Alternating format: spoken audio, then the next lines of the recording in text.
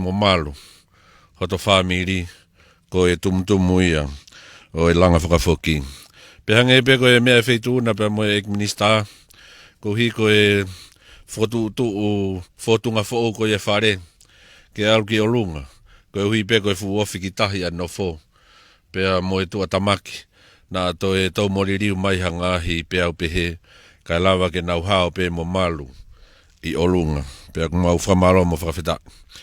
Ko tui ko e hange ko ho mea, ko tui ko e ilo vai vai mo tu ani, ko e wawe taha eni, pe hange ko ia kaka osi, pe mo rei taha ko tō sio ki ai me whainga whakafutunga e pureanga. Pe aku mau lau monu ia e ko hea ko e tonu ho mo whakakaukau, ke kau mua Patangata no whakailonga i, ke mahino ange ai viviri, pe mo e fie mau. Ai feitu na hifo ai, ho tau kamataanga historia tau whonua. Pe neongo ne kamata historia tau whonua, pe mo hiket mo tulki loto whonua no ngahi tuu maari e, ka mau ke inafo pe heni o tari whatongia. Ka koe whakawheta e aha koen, pe ane a whi ne hange ku siwai mau amanaki, koe aho ni, koe ai mau amanaki fo o, he whakakoroa kua whai. Pe ku hange ku fu viviri e te whanongo atu ki he lahi o no ngahi uhinga whakapaanga. Kau ku mau fia pe he lava ke mahino. Ai mahino mo uhinga ke pureanga. Ai mahu inga ke malu mo hao. Ai ngai whaamiri tau te whito ka tek nau tolu.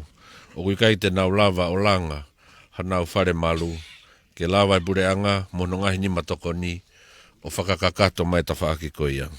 Koia ko hao atu pe whamalo atu ki he ko mit whakolo a Patangata.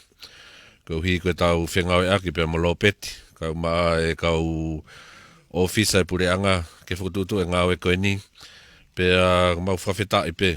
Koe mau rotu pe ia. Ke tau whetuku atu hai ma malohi. Ke whetu na ik paremia. Kau maa e minista ke ngahi ngau e lala he pureanga. Hoi ke kabineti. Ko uhi ke kau ko toha tau whonua, tau te whito ko tau kāinga me i mua, pe mo hihifu, me he lau si i. Mo ki nau tolu ko toha pene wesia tamaki.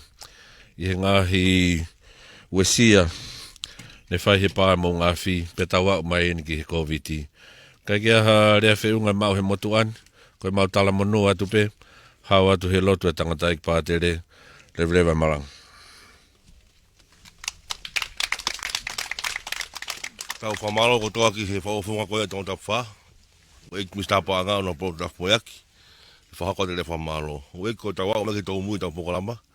Tau tue whawhi pe mua e tanta ik pātere. Whata ik was manu. I whaosa ke tau mga mahalo tuku. Alo.